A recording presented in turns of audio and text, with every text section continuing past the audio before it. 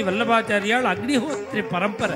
நான் இந்த திராவிட தேசத்துல தான் அவதாரம் பண்ணினேன், உற்பத்தி ஆனேங்கிறா பக்தி தேவி. இன்னைக்கு தானே நமக்கு ஆந்திரா, தமிழ்நாடு, கர்நாடகான்னு சண்டை. ஏற்கனவே ஒன்னாதானே இருந்தது. ராத்திரி கனவுல பகவான் வந்து உன் குழந்தை மரிக்கல்ல, உயிரோட தான் இருக்கு, போய் பாரு. இப்பேற்பட்ட மகாத்மாவா அவதார புருஷரா இருக்கணும். அவர் ஏற்படுத்தின ஒரு பாவம் தான் வாத்சல்ய பாவம்.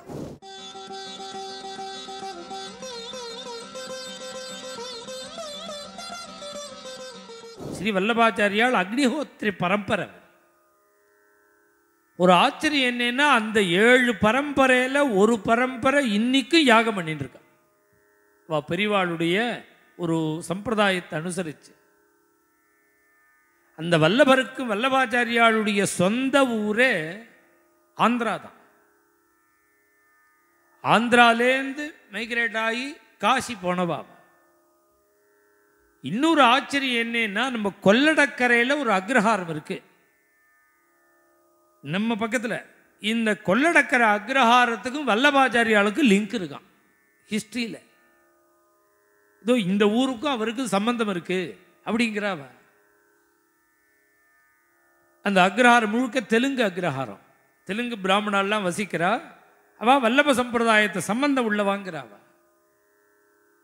உற்பன்னே திரவிடேச்சாகம் அப்படிங்கிறது பக்தி தேவி சொல்றா பாகவதத்தில். நான் இந்த திராவிட தேசத்துல தான் அவதாரம் பண்ணினேன், உற்பத்தி ஆனேங்கிறா பக்தி தேவி. திராவிட தேசம்னால என்ன அர்த்தம்னா தமிழ்நாடுன்னு அர்த்தம் இல்லை, பஞ்ச திராவிடம்னு பேர். தமிழ்நாடு, ஆந்திரா, கர்நாடகா, மகாராஷ்டிரா, குஜராத், இந்த 5 பிரதேசத்துக்கு திராவிட தேசம்னு பேர். அது பஞ்ச திராவிடால்னு பேர். அதுல ஒன்றும் ஆந்திரா. இன்னைக்கு தானே நமக்கு ஆந்திரா, தமிழ்நாடு, கர்நாடகான்னு சண்டை. ஏற்கனவே ஒன்னா தானே இருந்தது. நம்ம இந்தியா சுதந்திரம் வாங்கும்போது கூட இந்த ஸ்டேட்லாம் ஒன்றா தான் இருந்தது. அப்புறம்தான் தமிழ்நாடு, ஆந்திரான்னு பிரித்ததெல்லாம். அப்புறம் இது ஒரே தேசமாக மனசில் வச்சுன்னு பஞ்சதிராவிடம் அப்படின்னு நம்முடைய ஹிஸ்ட்ரிலாம் சொல்கிறோம். அதில் ஆந்திர தேசத்தில் அவதாரம் பண்ணினவர். ஆனால் ஆந்திர தேசத்துக்காரர். அவ அப்பா காசிக்கு போயிட்டார். காசியில்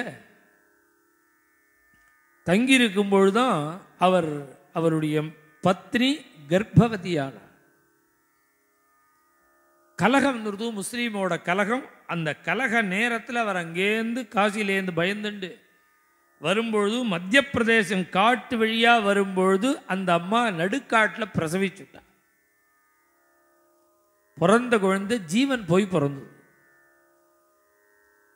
ரொம்ப வருத்தப்பட்டார். அந்த குழந்தையை அப்படியே போட்டுட்டு வர்றதுக்கு மனசு இல்லாமல் ஒரு வன்னி மரத்தோட பொந்துல குழந்தைய வச்சுட்டு இந்த அம்மாவை கைதாங்கல அழிச்சுன்னு வந்துட்டார். பக்கத்து கிராமத்துக்கு வந்து படுத்துட்டு இருக்கார், துக்கப்பட்டு. அந்த அம்மா அழறா, இவரும் வருத்தப்படுறார். ராத்திரி கனவுல பகவான் வந்து உன் குழந்தை மரிக்கல்ல, உயிரோட தான் இருக்கு, போய் பாரு. உன் குழந்தை மரிக்கல்ல, போய் பாருங்கிறார். நேரா அந்த குழந்தையை போய் பார்க்கிறார். அந்த குழந்தை கையை காலை உதச்சுண்டு உயிரோட இருக்கு. அந்த குழந்தைய அழைச்சின்னு வரார். அந்த குழந்தைய திருப்பி அந்த அம்மாட்ட கொண்டு வந்து கொடுத்தா எப்படி இருக்கும் அவளுக்கு? குழந்தை போயிடுத்துன்னு நினைச்சவளுக்கு திருப்பி உயிரோட கொடுத்தா எப்படி இருக்கு? அந்த குழந்தைக்கு வைஸ்வானரன் அப்படின்னு பேர் வச்சா. அதுக்கெல்லாம் காரண பெயர். வைஸ்வானரன் பேர் வச்சா எப்படி கூப்பிடுறது? அதுக்கு கூப்பிடுறதுக்காக ஒரு அழகான பெயர் ஸ்ரீவல்லபன். மகாலட்சுமி பத்தின்னு அர்த்தம் அதுக்கு. ஸ்ரீவல்லபன் பெயர் வச்சார். இந்த குழந்தையை வளர்த்துட்டு வரார். திருப்பி காசிக்கே போயிட்டார். காசியில தான் வளர்றார் ஸ்ரீ வல்லபாச்சாரியார். சகல சாஸ்திரங்களும் அபியாசம் பண்ணி பின்னாடி ஒரு பக்தி மார்க்கத்தையே ஸ்தாபிக்க போறார்.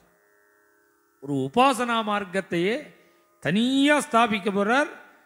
அவர் ஸ்தாபிச்சது 550 வருஷமா இன்னைக்கு அவ்வளவு விஸ்தாரமா பிரச்சாரம் ஆயிருக்கு.